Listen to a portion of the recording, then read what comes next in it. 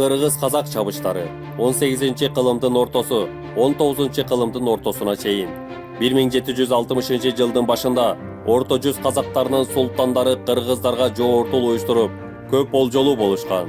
Буга жооп кылып, 1764 жылы кыргыз феодалдары улуу жана кичи жүз казактарынын иле өрөөнүндөгү урууларына 3 жолу бүлгүн салган. Ошол эле жылы Орто жүздүк султандар Чүй этегиндеги жана Талас тараптагы кыргыздарга жоортул уюштурган. 18-кылымдын 70-жылдары казак-кыргыз кагылыштары өтө күчөп кетет. Ошол кезде Абылай хан Орто жүздө өз бийлигин орнотуп, улуу жүздүн казактарында баш ийдирүүгө умтулуп турган.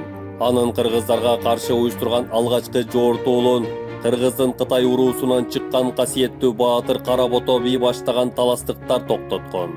1770 жылы Абылай көп аскер топтоп, таластык жана чүйлүк кыргыздарга кол салат. Ошондо Солто, Сары Багыш, Саяк, Сару, Кушчу, Кытай жана башка уруулардан кыргыз колу топтолгон. Бул колго Садыр хан жана ошол кезде Солто элин бийлеген Кебек би жетекчилик кылган. Чабышууда Жайыл баатыр башчылык кылган кол Жан Аябай салгылашкан. Бул кармаш жөнүндө эл арасында Жайыл кыргыны деген аңыз кеп айтылып калган. Абылай дегенде таластын башы аркылуу кыргыздарга кол салып, Кара балта, Сокулуктагы Солто менен Саяктардан айылдарын талап тонойт. Чечүүчү салгылашуу Ак суу жана Кыз тууган өзөндөрү Чүй суусуна куйган түзөндө өткөн. Кан сууда аяккан бул салгылашта Солто уруусунун кол башчысы Жайыл баатыр жана анын уулдары Үсөн менен Теке баатырларча курман болушкан. Бул жоортулда Абылайдын колу Чүйдү, кеминде Ысык көлдүн этегин, Кочкорду чаап, Соңкөлгө чейин жеткен. Абылайдын аскерлери менен болгон салгылашууда Сары Багыш уруусунун кол башчысы Абайылда баатыр, Жайыл баатырдын күйөө баласы Атаке баатыр да активдүү катышкан. Кармаш казактардын жеңиши менен аякташына карабастан, алар кыргыздарды биротоло басып ала алышпады. Абылайдын аскерлери менен болгон салгылашууларда Солто уруусунун ичиндеги Бөлөкбай, Талкан уруктарынын түпкү атасы Чаанын урпагы Бишкек баатыр Эрдик менен кармашкан. Абылай хан өлгөндөн кийин анын кол башчылардын бири Берди кожо жетекчилик кылган кол таластык кыргыз айылдарын кыйратып, миңдеген малды, дүнүйө мүлктү олжо кылат. Бирок кыргыздарга каршы бир жоортулда Берди кожо жеңилип, туткунга түшүп өлтүрүлгөн. 18-кылымдын аягынан 19-кылымдын ортосуна чейин кыргыз-казактын ортосунда салыштырмалуу тынчтык орногон. 1841 жылдын күзүндө Казактын бирдиктүү мамлекетин түзүү ниетинде кичүү жана орто жүздүн таасирдүү адамдары Кенен Сарыны хан көтөрөт. 1846 жылы Кенен Сары хан улам жакында басып келе жаткан орустарга каршы биргелешип согушалы деген сунуш менен Ормон ханга элчи жиберет. Ормон бийлеген түндүк уруулары кеңешип, Кенен Сарынын орустарга каршы чакырыгына макул болууга мүмкүн эместигин чечишет. Муну уккан Кенен Сары 1846 жылдын жазында Норузбай, Эржан, Агыбай өңдүү баатырлары менен кыргыздарга жоортул баштап, Солто, Сары Багыш урууларын канга бөлөйт. Жаман кара баатырларын туткундап, кыйнап өлтүрөт. Боюнда бар аялдардын ичин жарып, кемпир чалдарды, жаш балдарды өлтүрөт. 1847 жылдын жазында Кенен Сары 20 миңдей колу менен чүйрөөнүн этегин түрө чаап баштайт. Баскынчыларды Сары Багыш уруусунан биринчи болуп Калпак баатыр Бишкектин чыгыш жагынан тосуп, кармашып атып курман болот. Кенен Сары азыркы Токмок шаарынын түндүк жагындагы Текеликтин сеңирине жакын азыркы Шордөбө, Майдөбө деген кыштактар турган жерде жайланышып, жаңы чабуулга даярдана баштайт.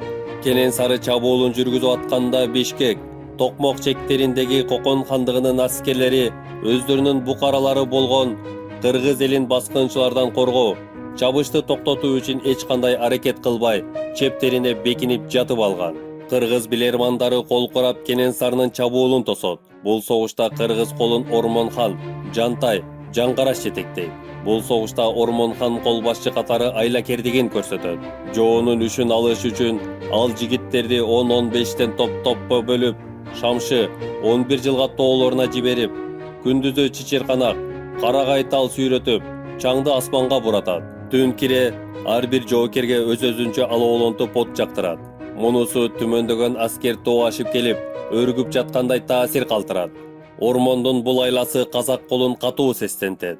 Казак колу түн жамынып четинен кача баштайт. Ушундан кийин кыргыздар чабуулга өтөт. Кан сууда яккан бул кармашта кыргыздар жоону сүрүп отуруп, Мыкандын кара суусундагы сазга баташат.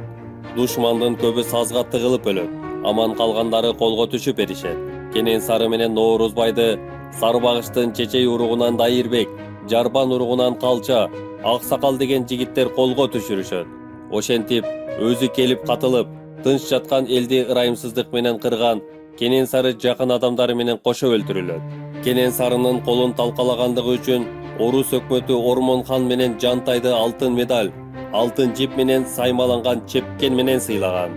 Бул согушта көрсөткөн эрдиги жана Кенен Сарыны туткундагандыгы үчүн Дайырбек баатыр, Калча баатыр, Аксакал баатыр баштаган 13 жигит алтын медаль менен сыйланышкан.